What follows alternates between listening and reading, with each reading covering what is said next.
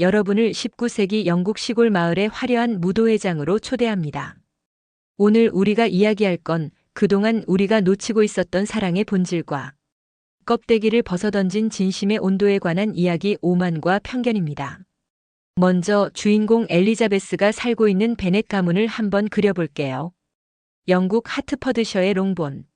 언뜻 평화로운 전원 풍경처럼 보이지만 실상은 언제 무너질지 모르는 살얼음판 위를 걷고 있는 집안입니다. 당시 영국에서 여성이 스스로 경제력을 갖춘다는 건 거의 불가능한 시대였어요. 베넷 가문에는 딸이 5이나 있는데 재산은 남성 상속인에게만 물려줄 수 있는 한정 상속이라는 엄격한 법률 때문에 아버지가 돌아가시는 순간 딸들은 당장 집에서 나가야 하는 처지였죠. 어머니 베넷 부인이 매일같이 누가 부유한 신사와 결혼할 것인가 를 외쳤던 이유, 이제 좀 이해가 되시나요?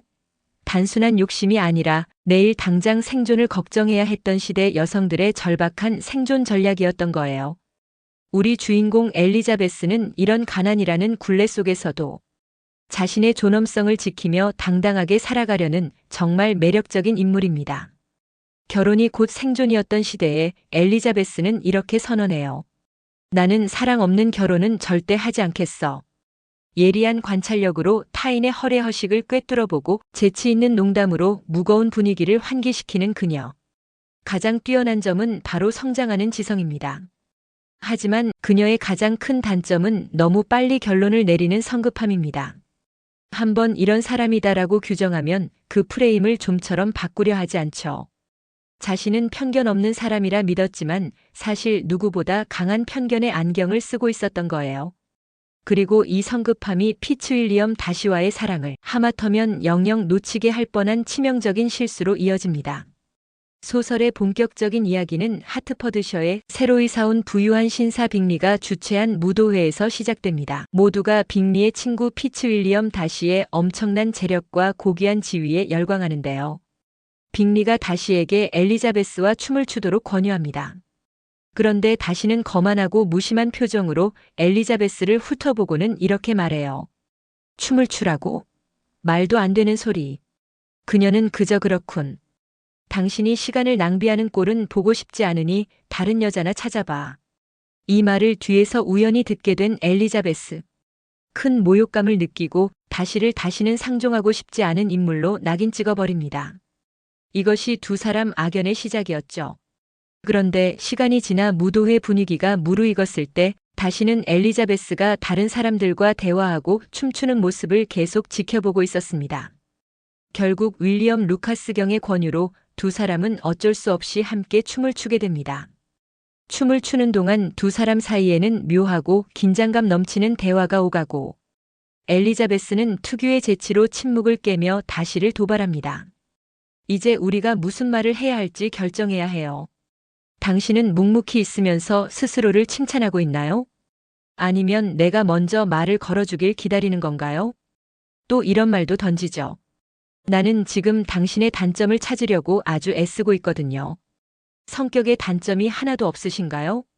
그러자 다시가 이렇게 받아칩니다. 나는 성격의 단점을 고치지 않으려 노력하는 편이죠. 내 단점은 사람들을 쉽게 미워하는 것인데 그건 당신의 잘못입니다. 즉, 당신이 너무 매력적이라서 나를 힘들게 한다는 중의적인 고백이었죠. 이 춤은 두 사람의 악연을 드러내는 동시에 서로가 서로에게 무시할 수 없는 존재임을 확인하는 계기가 됩니다. 이 즈음 엘리자베스의 편견을 더욱 굳히는 인물이 등장하는데요. 바로 위컴이에요. 눈부신 외모, 세련된 매너, 능수능란한 화술. 처음 본 사람이라면 누구라도 호감을 느낄 만한 인물입니다. 엘리자베스 역시 다시의 오만함과 대비되는 그의 다정한 태도에 단번에 마음을 열죠. 그런데 위컴은 엘리자베스에게 이런 거짓말을 늘어놓습니다. 다시의 아버지가 나를 아껴서 유산을 남기려 했지만 다시가 질투심 때문에 그 유산을 가로채고 나를 빈털터리로 만들었습니다.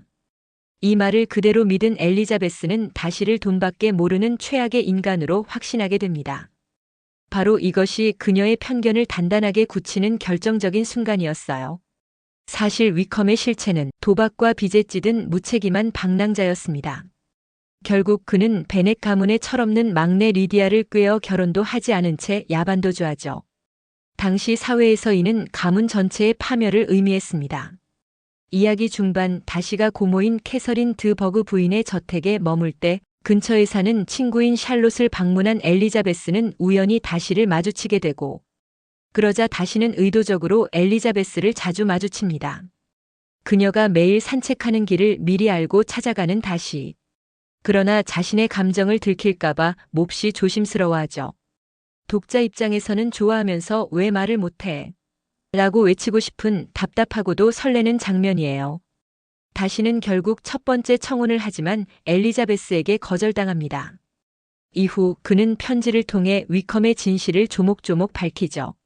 자신의 과거 수치가 드러나는 것을 감수하면서까지요.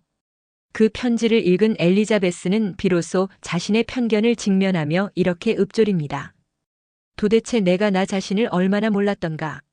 이야기는 엘리자베스가 고모 부부와 함께 더비셔를 여행하며 새로운 국면을 맞이합니다. 다시가 없다는 소식을 듣고 편안하게 방문한 그의 대저택 펜벌리. 그런데 그곳에서 다시와 마주치게 됩니다. 이전의 오만함은 온데간데 없이 사라진 가장 다정하고 정중한 신사의 모습으로 그녀를 맞이하는 다시. 자신의 저택을 진심으로 소개하며 그녀의 마음을 얻기 위해 온 정성을 다하는 모습에 엘리자베스는 굳어있던 편견이 서서히 녹아내리는 것을 느낍니다. 다시는 이미 말이 아닌 행동으로 사랑을 표현하고 있었다는 것을. 위컴의 빚을 몰래 갚아 리디아의 스캔들을 조용히 해결해 결혼시키고 베넷 가문을 구한 것. 또한 친구 빅리와 엘리자베스의 언니인 제인의 관계를 오해했던 점을 사과하고, 빅리가 다시 제인에게 다가가 재회하고 결혼할 수 있게 적극적으로 도왔습니다. 이 모든 걸 하면서 그는 단 한 번도 생색을 내지 않았죠. 이른 새벽 안개가 살며시 걷히는 들판 위. 두 사람은 나란히 서 있습니다. 더 이상 신경전도 오해도 침묵도 없이 그저 서로의 온기만이 느껴지는 그 자리에서 다시가 조용히 묻습니다. 앞으로 당신을 어떤 이름으로 불러야 할까요? 엘리자베스는 잠시 장난스럽게 웃으며 말합니다. 글쎄요, 기쁜 날에는 이렇게, 슬픈 날에는 저렇게, 평범한 날에는 또 다르게. 그러다 그녀의 목소리가 조금 낮아지며 진심이 담긴 눈빛으로 다시를 바라보고 말합니다. 하지만 가장 행복한 순간에는 나를 다시 부인이라 불러줘요. 그 말이 채 끝나기도 전에 다시는 천천히 그녀에게 다가와 조용히 키스합니다.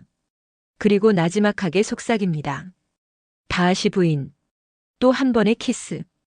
오만과 편견이 시작된 그 무도회장을 기억하시나요? 처음엔 서로를 향해 날을 세우던 두 사람이 이제는 이 새벽 들판 위에서 세상에서 가장 다정한 이름을 주고받고 있습니다. 말보다 깊은 침묵, 침묵보다 따뜻한 이름 하나.